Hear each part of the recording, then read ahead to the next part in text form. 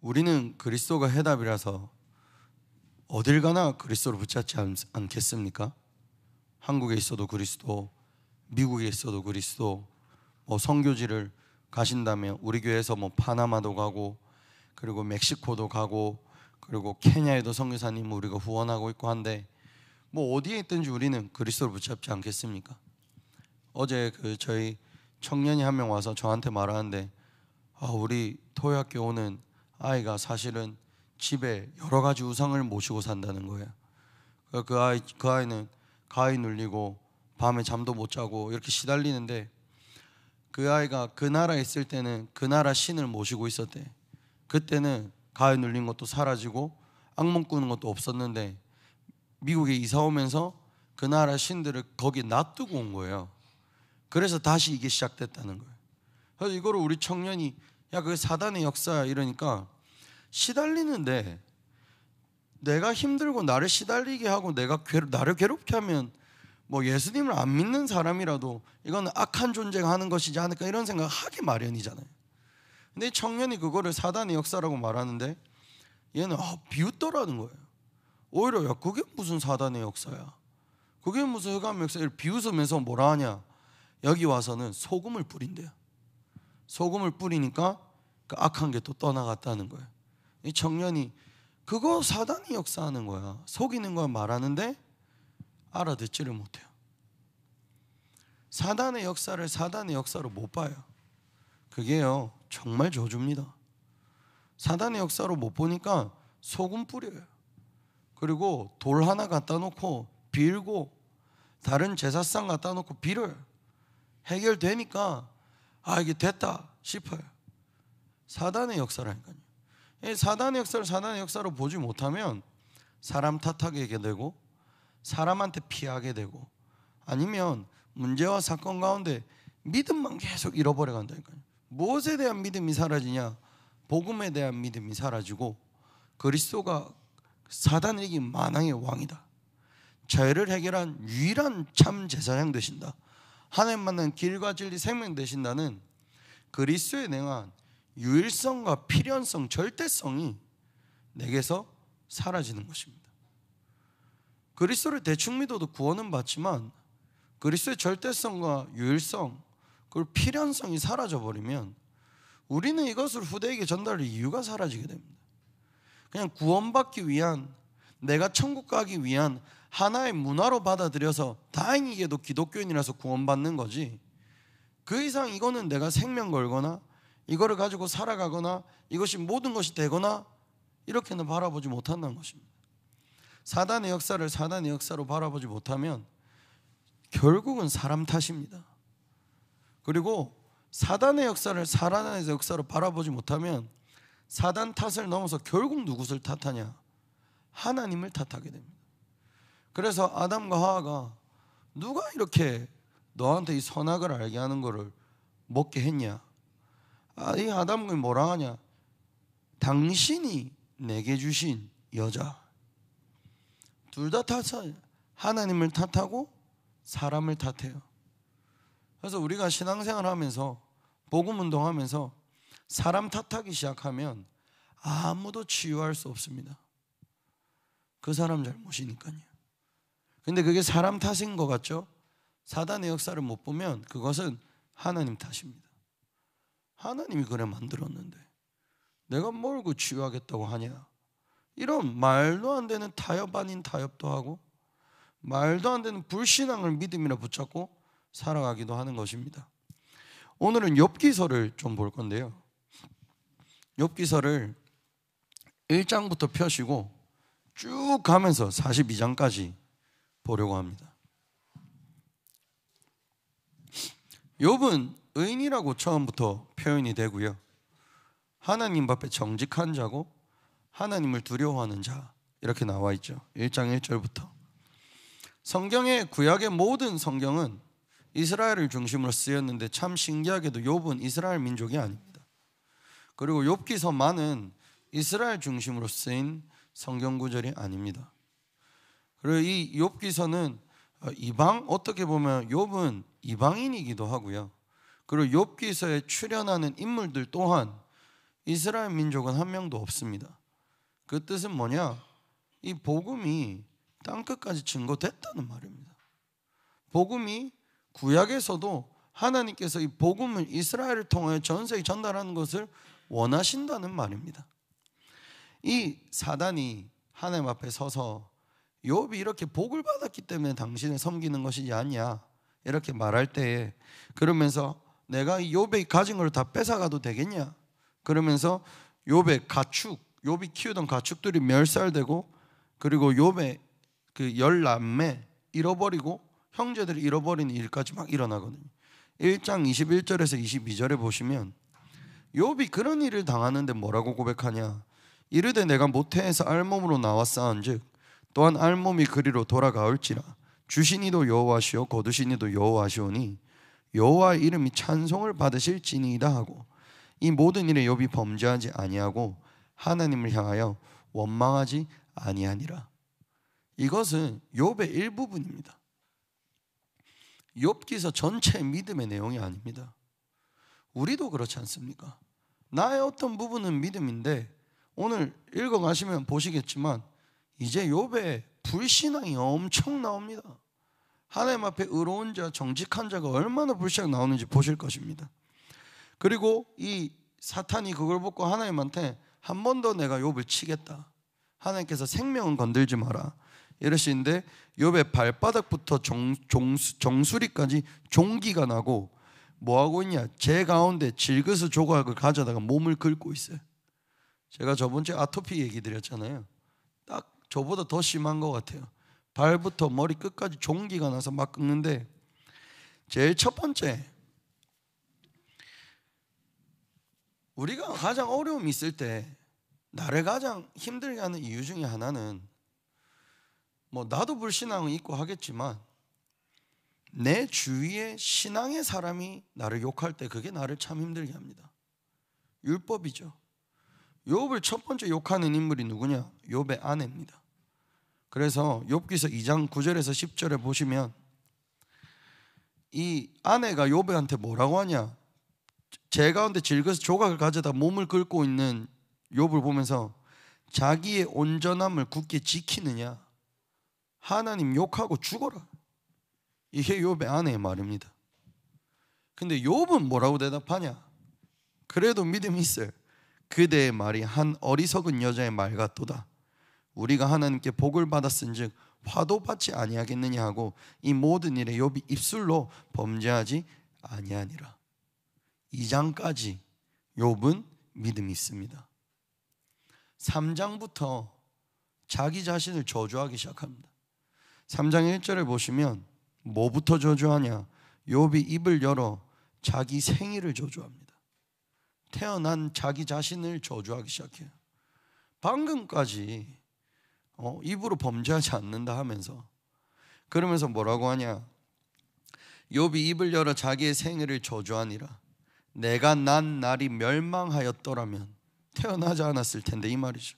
하나님이 위에서 돌아보지 않으셨더라면, 빛도 그 날을 비추지 않았더라면 하면서 태어난 날을 막 저주합니다. 얼마나 힘드니까 그럴까요? 그렇죠. 그리고 내 옆에 가장 가까운 아내라는 사람은 네가 온전하다는 거 필요 있냐? 하나님 저주하고 죽어버려라. 그리고 이제 그 다음에 이제 욥의 친구들 3명이 등장하면서 욥한테 처음에는 위로를 하는데, 그 위로를 듣고 시작하는 게 자기 저주입니다. 3장 20절부터 26절에 보시면 어찌하여 고난당하는 자에게 빚을 주셨으며 마음이 아픈 자에게 생명을 주셨는고, 이러한 자는 뭐를 바래? 죽기를 바라고 죽기를 바래도 오지 아니하니 땅을 파고 숨긴 보배를 찾음보다 죽음을 구하는 것을 더하다가 무덤을 찾아 얻으며 심히 기뻐하고 즐거워하나니, 하나님에게로 둘러싸여 길이 아득한 사람에게 어찌하여 빛을 주셨는고, 나는 음식 앞에서도 탄식이 나며 내가 앓는 소리는 물이 쏟아지는 소리 같고, 내가 두려워하는 그것이 내게 임하고 내가 무서워하는 그것이 내 몸에 미쳤구나. 나에게는 평온도 없고 안일도 없고 휴식도 없고 다만 불안만이 있구나. 어떻습니까? 우리 어렵고 힘들 때 차라리 안 태어났으면. 왜 이런 생각 해보신 적 있는지 모르겠어요. 저는 굉장히 공감되더라고요. 저번 주도 말씀드렸다시피 막 아토피 일어나고 막 이러는데 왜 태어났나 싶고 왜 사나 싶고, 그리고 이런 문제들이 내 자식한테도 막 만약에 똑같이 일어난다 하면 내가 잘못 태어나서 내가 인간이 아니라서 내 아이한테도 이런 문제까지 주냐, 이렇게 막 스스로를 정죄하고 막 그렇게 되더라고요. 지금 굉장히 스스로를 정죄하는 겁니다. 왜 그렇습니까? 뭘 두려워했길래 자기에게 지금 내가 두려워하던 것이 찾아온다고 합니까? 그러면 도대체 욥은 하나님 앞에 무엇으로 의롭된 자였으며 무엇으로 하나님 앞에 섰던 자였던 겁니까? 도대체 무엇이기에 자기를 이렇게 정죄합니까? 율법으로 섰던 겁니다.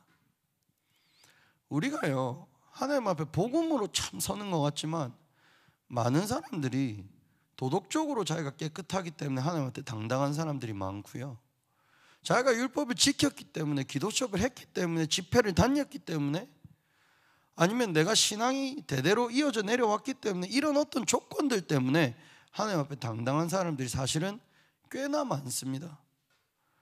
그렇게 하나님 앞에 섰기 때문에 뭐를 못하냐? 다른 사람을 수용을 못해요. 다른 사람이 뭐 잘못되면 네 사실은 이래서 잘못된 거 아니냐, 하나님 이래서 저주하는 거 아니냐, 이렇게 하는데 딱 그 저주를 욥의 친구들이 욥한테 와서 계속 저주합니다. 너 의롭다 하면서 사실 죄졌잖아, 너 의롭다 하면서 사실 범죄했잖아, 막 이렇게 하거든요. 7장 11절에 보시면 욥이 이제 뭐 하냐, 또 계속 내가 내 입을 금하지 아니하고, 방금까지는 1장 이전까지만 해도 입을 벌려 범죄하지 아니하겠다는 게 11절에 보면 내가 내 입을 금하지 아니하고 내 영혼의 아픔 때문에 말하며 내 마음의 괴로움 때문에 불평하리이다 라고 계속 말해요. 17절 21절에 보시면 어떻게까지 자기 불평하냐, 사람이 무엇이기에 주께서 그를 크게 만드사 그에게 마음을 두시고 아침마다 권징하시며 순간마다 단련하시나이까. 주께서 내게서 눈을 돌이키지 아니하시며 내가 침을 삼킬 동안도 왜 나를 놓지 아니하냐라고. 침 삼키는 것도 왜 가만히 안 놔두냐라고 하면서 자기 힘듦을 막 표현하는 겁니다. 어느 때까지 하시리까? 사람을 감찰하시니 이여 내가 범죄하였던들 주께 무슨 해가 되오리이까?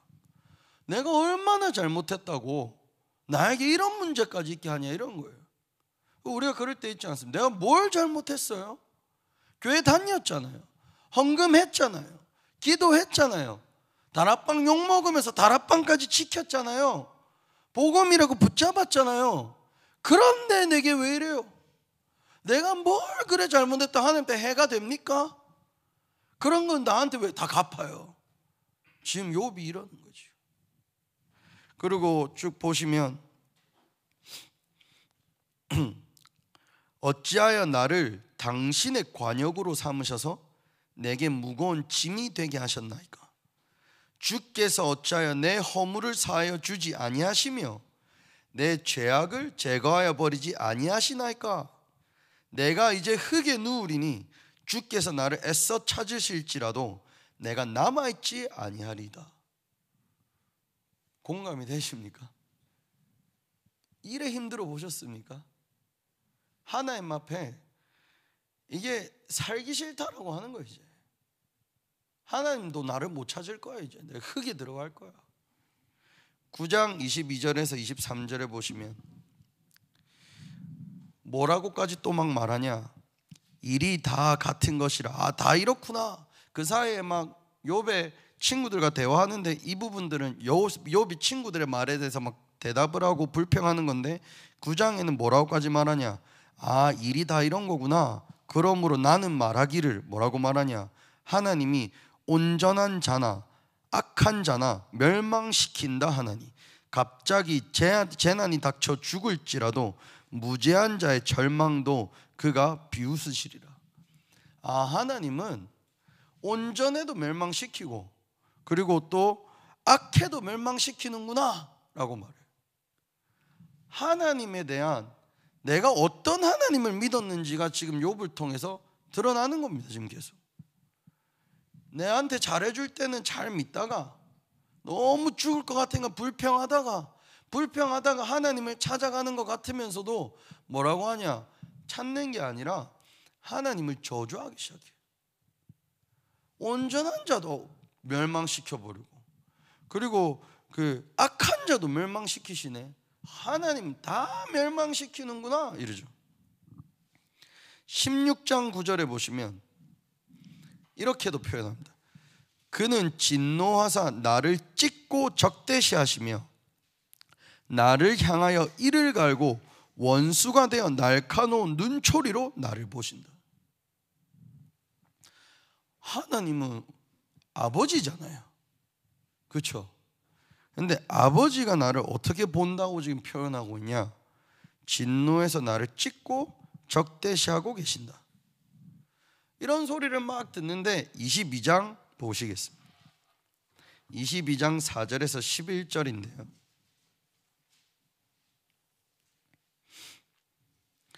이 엘리바스라고 계속 대화하던 욥의 친구들 중에 하나인데 뭐라고 말하냐?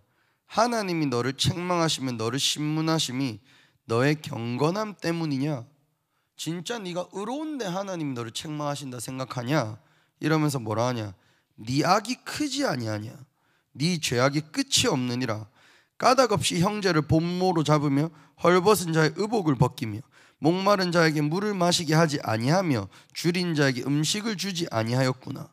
권세 있는 자는 토지를 얻고 존귀한 자는 거기에서 사는구나. 너는 과부를 빈손으로 돌려보내며 고아의 팔을 꺾는구나. 그러므로 올무들이 너를 둘러있고 두려움이 갑자기 너를 엄습하며 어둠이 너로 하여금 보지 못하게 하고 홍수가 너를 덮느니라 라고 욥의 친구들이 너 사실 죄 짓고 있잖아 이렇게 말해요. 그런데요, 율법 가진 사람들이 이럽니다. 한 사람에게 있는 고통에 대한 이유를 그 사람에게서 찾아서 인과응보로 하나님을 딱 정죄해버려요. 그래서 민지님 쌤한테 무슨 일이 생긴다, 민지님 쌤 사실 수요 예배는 잘 안 왔잖아. 금요 예배 2주 정도 빠졌잖아. 새벽 기도 이번에 안 왔잖아. 딱 이렇게 들어가요. 많은 사역자들이 복음 가졌다면서 율법으로 딱 이렇게 들어가요. 너 사실 기도 안 했잖아. 예배 안 했잖아. 너 헌금 못 하고 있잖아. 너 어제도 싸웠잖아. 이러면서 막 따져요. 우리는 찔리는데 이렇게 말하면, 그래서 우리는 찔려서 아 그래 내가 잘해야지 이러는데 욥은 뭐라고 대답하는지 아세요? 욥은 그런 적이 없어요. 욥은 지금 친구들이 너 사실 죄 지었다고 하는 말에 대해서 나는 그런 적 없는데 이렇게 답하는 게 23장부터입니다. 23장에 그래서 유명한 성경 구절이 나오는데 읽어보실 건데 23장 2절에 보면 욥이 그런 소리를 듣고 뭐라고 답하냐면, 오늘도 내게 반항하는 마음과 근심이 있나니 내가 받는 재앙이 탄식보다 무거움이라. 왜 반항하는 마음이 계속 생길까요? 니들이 말한 대로 내가 죄 지어서 고통이 오면 할 말이 없는데 난 지금 니들이 말한 대로 내게는 지금 죄가 없다니까. 니들이 말한 그거 없어 나한테는, 이렇게 말하는 거예요. 그러면서 3절에 보면 내가 어찌하면 하나님을 발견하고 그의 초소에 나아가랴. 어찌하면 그 앞에서 내가 호소하며 변론할 말을 내 입에 채우고 내가 어떻게 하면 하나님을 찾아서 하나님 앞에 나아가겠다는 거예요 지금. 그러면서 5절에 내게 대답하시는 말씀을 내가 알며 내게 이르시는 것을 내가 깨달으랴. 그가 큰 권능을 가지시고 나와 더불어 다투시겠느냐? 아니로다. 뭐라고 말하느냐? 도리어 내 말을 들으시로다. 거기서는 정직한 자가 그와 변론할 수 있은즉 내가 심판자에게 영원히 벗어나리. 이게 무슨 말이냐면 그 권능을 가지고 나랑 다툴 게 없다는 말이에요. 왜 다툴 게 없냐? 나는 정직하니까. 오히려 내 말을 듣고 가만히 계실 거라는 거예요. 그래서 하나님 찾자. 하나님 앞에서 우리 얘기해보자. 이렇게 하는 게 욥이고, 그러면서 유명한 성경 구절이 여기 10절에 나오는데, 내가 가는 길을 그가 아시나니 그가 나를 단련하신 후에. 저는 이게 찬양까지, 제가 오늘까지 죄송하지만 이건 믿음의 고백인 줄 알았거든요. 이거 하나님한테 대드는 거예요. 뭐라고 대드냐면, 내가 이때까지 어떻게 왔는지 아신다. 나를 시험하시면 내가 얼마나 순금 같은지 보실 것이다. 한번 따져보자 하나님과. 이게 지금 욥입니다. 이거는 믿음의 고백이 아니라 반항하는 거예요. 반항. 그래서 우리도 모르게 하나님 앞에 내게 있는 고통의 이유를 찾을 때, 내가 아무리 봐도 잘못한 거 없어. 그때 딱 율법으로 돌아가면서 누구를 욕하기 시작하냐? 하나님 욕하기 시작. 이게 누구의 역사입니까? 이걸 보고 사단의 역사라고 합니다. 30장 23절에 보시면 이제 뭐라 하냐? 30장 23절에 내가 아나이다 주께서 나를 죽게 하사 모든 생물을 위하여 정한 집으로 돌려보내시리이다 하면서, 나를 하나님께서 이제는 죽게 하시는구나. 뭐라고 하냐? 내가 이렇게 믿음 생활하고 정직하게 살았던 게 다 나를 이제 결국 죽게 하시는구나. 내 걸 다 빼앗는구나. 이러면서 31장 35절에 보시면, 누구든지 나의 변명을 들어다오. 나의 서명이 여기 있으니 전능자가 내게 대답하시기를 바라노라. 나를 고발하는 자가 있다면 그에게 고소장을 쓰게 하라 라고 하면서 당당해요. 이게 욥이 왜 당당한지 아십니까? 욥은 복음 때문에 당당한 사람이 아니라 하나님 앞에 지가 잘나서 그런 거예요. 내가 이때까지 의로운 자였고 이스라엘 백성이 아니지만 하나님을 두려워하였고 하나님을 섬겼고, 내가 하나님께 못한 게 없잖아. 내가 술을 마셔, 담배를 펴, 내가 남들이 하는 영적 문제 나 없어. 그 불신자들 중에도 보시면 깨끗한 사람들이 있습니다. 돈 벌고 기부하는 사람들 있고, 돈 벌고 나쁜 짓만 하는 게 아니라 돈 벌고 기부하고 기아 대책 마련하겠다고 프로그램 만들어서 훌륭하게 사는 불신자들도 많고요. 우리가 말하는 6가지 불신자의 상태가 나보다도 안 보이는 불신자들이 다 이렇게 사는 거예요 지금. 그런 사람들에게 어떤 복음 전하시겠습니까? 가서 너 사실 죄 짓잖아, 너 사실 악한 마음 품고 있잖아, 그건 네 돈 벌려고 하는 짓 아니야, 이렇게 말해봤자 이 사람들 듣지 않아요. 너랑 나랑 한번 따져보자. 재판장이 네 하나님은 내 앞에 세우고 너랑 나랑 한번 들어보자. 누가 맞냐? 니들 틀렸잖아.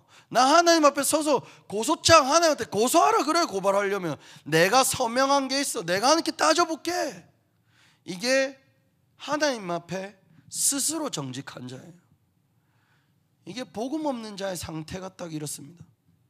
율법 중심인 사람, 내가 하나님 앞에 복음 없이도 당당한 사람들, 딱 이래 살아갑니다.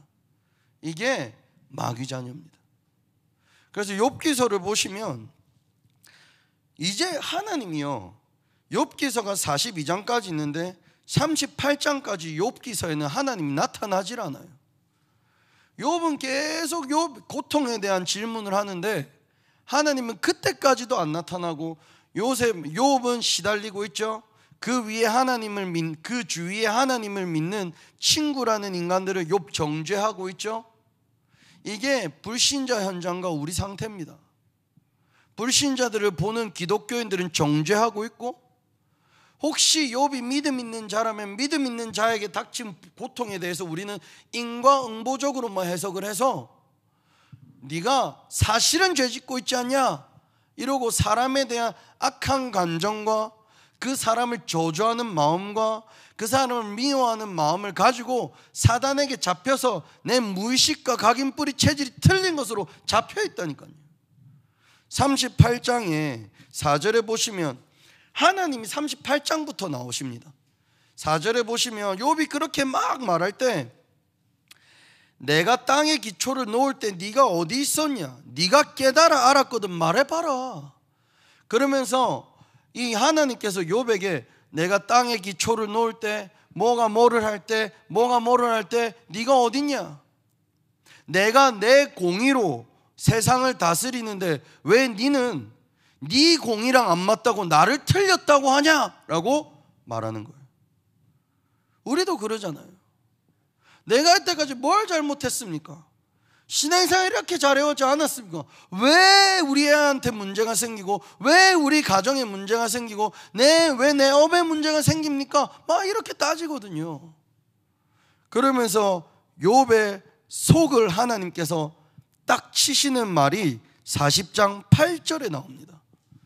40장 8절에 뭐라고 나오냐면, 네가 내 공의를 부인하려느냐, 네 의를 세우려고 나를 악하다 하겠느냐. 이게 로마서에도 보면 유대인들의 영적 상태입니다. 욥은 의인이라 했는데 이 의인의 상태가 어떤 상태냐? 네 공의를 세우려고 나를 악하다고 하는 공의예요. 하나님이 잘못된 거예요. 내가 이렇게 잘했는데, 이렇게 최선을 다했는데 하나님이 틀린 거예요. 그래서 세상에서 사람들이 가지고 있는 질문 중에 하나도, 아니 세상 사람들이 누가 잘못하게 살려고 저주받으려고 살아가냐? 뭘 잘못했던 하나님은 다 저주하시고 지옥 보내려고 하시냐? 이게 사람들의 질문 중에 하나죠. 욥의 영적 상태는 1장부터 40장 8절까지 이 상태입니다. 42장 하나님 앞에 무릎 꿇기 전까지 이 상태입니다. 혹시 우리 상태가 내게 있는 문제와 사건에 대해서 아직도 불만과 불평과, 나는 이래 잘했는데 하나님은 왜 알아주지 않냐, 이런 하나님을 대적하는 마음과, 아니면 스스로를 정죄하는 마음이나 그런 현장을 보면서 율법으로 눌러버리는 상태에 있지는 않으십니까? 42장 5절에서 6절 유명한 말씀이죠. 내가 주께 대하여 귀로 듣기만 하였대. 이때까지 귀로 들은 하나님이 누구냐? 인과응보의 하나님. 내가 잘하면 복 주시고 못하면 저주하신 하나님. 그런 하나님을 믿어왔고 그 하나님 앞에 선하려고 열심히 살았던 게 욥이고, 그런 하나님 앞에 선하려고 열심히 살았던 게 욥의 친구들이고. 그러니까 대화 수준이 그것밖에 안 돼요. 네가 잘못해서 그렇다, 네 사실 몰래 죄 짓고 있지, 너 남들 모르는데 사실 불신앙 갖고 정죄하고 막 죄 짓고 나쁜 짓 하고, 너 사실 몰래 술 마시고 담배 피고 도박하고 있지, 이런 수준입니다. 42장 7절에 보시면 여호와께서 욥에게 뭐라고 말씀하시냐? 여호와께서 대만 사람 엘리바스에게 이르시되 내가 너와 네 두 친구에게 노하나니, 욥에게도 노하고 네 두 친구한테도 노하는 거예요. 왜 노하냐면, 너희가 나를 가리켜 말한 것이 내 종 욥의 말같이 뭐냐? 옳지 못해요. 그러니까 친구 세 사람한테 노하는 이유가, 욥처럼 너희도 나에 대해서 모르고 있지 않냐, 모르면서 안다고 한 거 아니냐. 그리고 그래서 하나님께서 뭐라고 하시냐? 이거를 용서하시는 길, 이거를 사하시는 길이 뭐냐? 8절에 그런즉 너희는 수소 7과 수양 7을 가지고 내 종 욥에게 가서 너희를 위하여 번제를 드리라. 내 종 욥이 너희를 위하여 기도할 것인즉 내가 그를 기쁘게 받으리니 너희가 우매한 만큼 너희에게 갚지 아니하리라. 이는 너희가 나를 가리켜 말한 것이 내 종 욥의 말같이 옳지 못함이라. 이에 대만 사람 엘리바스와 수아 사람 빗달과 나아마 사람 소발이 가서 여호와께서 자기들이 명령하신 대로 행하니라. 여호와께서 언제 욥을 기쁘게 받으시냐? 번제 드릴 때. 수장과 수념소 데리고 와서 그리스도로, 번제는요, 성경에서 말하는 번제는 그 제단 위에 아무것도 남지 않는 겁니다. 속죄제나 그리고 뭐 소제나 이런 것들은 남는 부분을 남기고 태우라는 것도 있는데, 번제는 그 제단 위에 내가 제물로 드린 동물에 대한 그 어떤 것도 남기지 않는 그리스도의 완전한 순종과 그리스도의 향기로운 예물을 예표하는 겁니다. 우리가 우리 자신이 하나님 앞에 아름다운 예물이었고 아름다운 향기였어요. 왜 그러냐면 내가 이때까지 열심히 살았고 착하게 살았고 남한테 나쁜 짓 안 하고 교회 열심히 다녔으니까. 근데 하나님께서 받으시는 예물은 내가 열심히 산 내 정직함이 아니라 나를 위해 죽으시는 그리스도인 겁니다. 그리고 이 그리스도를 붙잡고 이 욥이 뭐하냐? 10절에 보면 욥이 그의 친구들을 위하여 뭐하냐? 기도합니다. 우리가 왜 사람을 용서할 수 없습니까? 율법이라서 그렇습니다. 복음 아니면 하나님과 사람 사이에 율법으로는 화평이 이루어질 수가 없습니다. 그리스도가 속죄물로 오셔서 사람과 사람, 사람과 하나님의 사이에 평안을 갖고 오시는 겁니다. 그래서 에베소서 5장 22절에는 그리스도께서 사랑하신 것 같이 너희도 사랑 가운데서 행하라. 그는 우리를 위하여 자신을 버리사 향기로운 제물과 희생제물로 하나님께 드렸다. 향기로운 제물과 희생제물로 드렸다고 할 때 사랑으로 행하라라고요. 그리스도가 나를 사랑한 것 같이, 그가 우리를 너무 사랑해서 그가 모든 것을 태우시고 하나님께 우리를 위하여 향기로운 제물이 되신 것 같이, 하나님에 대한 우리의 잘못된 개념과 사상이 복음으로 치유되지가 않으면 우리는 평생 하나님한테 불신앙하고 불평할 수밖에 없는 운명사주팔자에 살아간다는 것입니다. 복음 붙잡으셔야 됩니다. 비슷한 하나님 아닙니다. 오직 그리스도로만 만나는 하나님인 것입니다. 내가 최선을 다해서 정직해서 복 주신 하나님 아닙니다. 오직 그리스도로만 맞다니까요. 제가 여호와의 증인들을 2주 전에 만났는데 요한복음 1장 1장 딱 펴서 보여줬어요. 태초에 하나님 계시는, 하나님, 이 말씀이 하나님과 함께 하신 말씀이 곧 하나님이시라. 얘들이 자기 성경 저한테 보여주는데요, 뭐라고 적혔냐면 똑같이 적혀 있는데 뭐 딱 하나 바꿔놨냐? 태초에 하나님이 계시니라. 이거는 The Word was with God이라고 적혀 있어요. 그래서 그런데 그 뒤에 이 말씀이 곧 하나님이시라 적혀 있잖아요. 그거는 얘들이 이렇게 해석해 놨어요.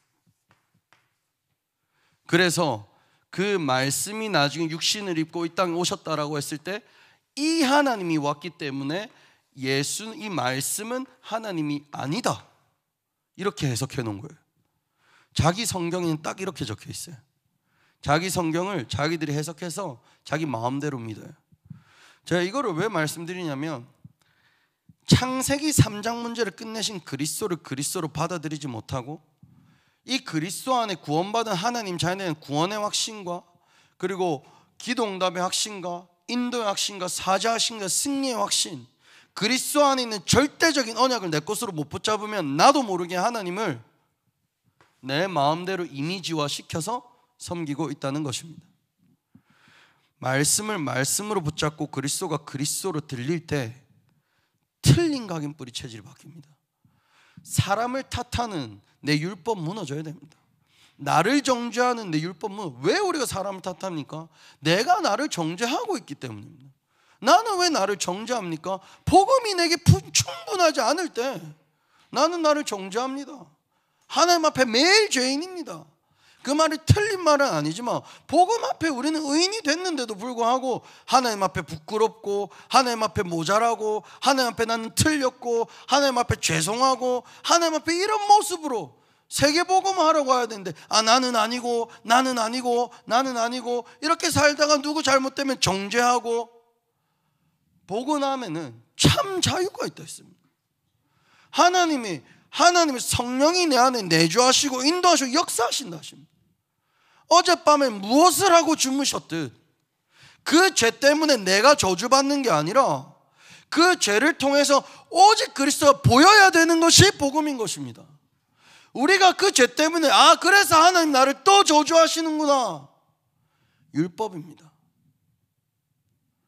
틀린 율법, 틀린 신비, 틀린 인본주의 갖고는 우리는 사단에게 속는다니까요. 속이잖아요. 이 사단이 욥과 욥의 친구들을 저주받은 모든 이유를 하나님의 절대 주권에서 벗어나서 보게 만들잖아요. 하나님의 이유를 가지고. 그래서 시편 119편 67절에는 이런 말도 있습니다. 고난당하기 전에는 내가 그릇 행하였더니 이제는 주의 말씀을 지키니이다. 이 고난을 통해서 복음을 알게 하시는 겁니다. 하나님을 하나님으로 믿게 만드는 거예요. 그리스도를 그리스도로 믿게 만들고, 한 사람에게 있는 영적 문제를 영적 문제로 보지 내 상처로 내 트라우마로 두지 않겠다는 겁니다. 영적 문제잖아요. 그게 사람에게 하나님께서 또 허락한 시간표라면 그 사람이 그 길을 가야 된다면 우리는 그리스도 붙잡고 기도해 줘야지. 욥의 친구들처럼 아니면 욥처럼 율법 가지고 사람을 살릴 수는 없다니까요. 언약 붙잡는 하루 될 줄 믿습니다. 오직 그리스도 붙잡는 한 주 되기를 기도합니다. 오직 그리스도 하는 1년 평생이 되어야 됩니다. 욥의 인생이 170년 정도라고 하는데, 그 인생 동안 알아온 하나님, 그 인생 동안 하나님에서 욥을 통해서 알리시는 건 뭐냐? 그리스도입니다. 그리스도 아니면 안 된다. 아무리 의로워도 사단이 속이면, 사단이 뺏어가면 사람은 이길 수 없다. 오직 그리스도여야만 한다. 이 하나님은 버리십시오. 이 하나님. 마지막 그 여호와의 증인한테 야, 내가 헬라어에 어떻게 적혀있는지 보여줄게. 안 받아들여요. 안 받아들여요. 마음 아프더라고요. 어떻게 여호와의 증인 됐냐? 뭐라는 줄 알아요? 진리를 알기 위해서 찾다가 여호와의 증인 됐대요. 틀린 진리, 잘못된 진리를 향해 평생을 걸어가는 그 길. 혹시 현장에서 이런 생각 들어보신 적 있습니까? 조금만 더 빨리 나를 만났으면. 이 생각 해보신 적 있으십니까? 정말 조금만 나를 더 빨리 만났으면 이 인생이 이래 무너지지 않았을 텐데. 이렇게 또 말씀드리겠습니다.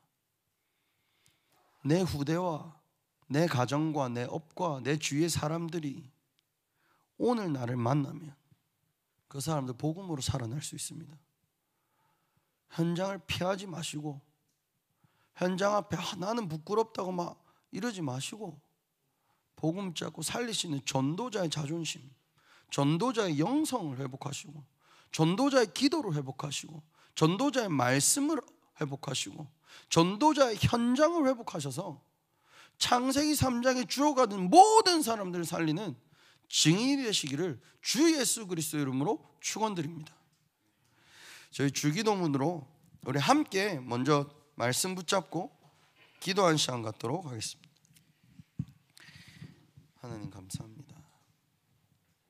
하나님께서 보내신 자리에서 오직 언약을 붙잡게 하시고, 말씀 붙잡게 하시고, 속에 있게 하시고, 기록만 들었던 하나님을 눈으로 보게 하시고, 번제로 향기로운 제물이 되신 그리스도를 붙잡게 하시고, 복음 아닌 무의식의 모든 틀린 생각과 모든 틀린 내 틀린 이미지와 하나님을 믿지 못하고 복음을 복음으로 믿지 못하고 그리스도를 그리스도로 믿지 못하는 이 오래된 율법과 신비와 인본주의와 틀린 신학이 그리스도 예수 앞에 무너지게 해주십니다. 사람과 사람의 갈등, 하나님의 절대 주권을 인정하지 못하고 하나님의 절대 주권을 믿지 못하고 내 능력으로 하나님 앞에 서며 내 능력으로 사람을 상대했었던 나의 인생, 그리스도 예수의 능력으로 치유되게 하시고 깊은 것까지 치유해 주시고 깊은 것까지 재창조해 주시고 깊은 것까지 그리스도의 절대성과 필연성, 당연성, 그리스도의 유일성을 깨닫고 체험하고 누리고 전달하도록 하나님 능력 역사하여 주시옵소서. 우리 주기도문으로 예배 마치도록 하겠습니다. 하늘에 계신 우리 아버지여, 이름이 거룩히 여김을 받으시오며 나라의 임하옵시며 뜻이 하늘에서 이루어진 것 같이 땅에서도 이루어지리라. 오늘날 우리에게 일용할 양식을 주옵시고 우리가 우리에게 죄진 자를 사하여 준 것 같이 우리 죄를 사하여 주옵시고 우리를 시험에 들게 하지 마옵시고 다만 악에서 구하옵소서. 대개 나라와 권세와 영광이 아버지께 영원히 있사옵나이다. 아멘.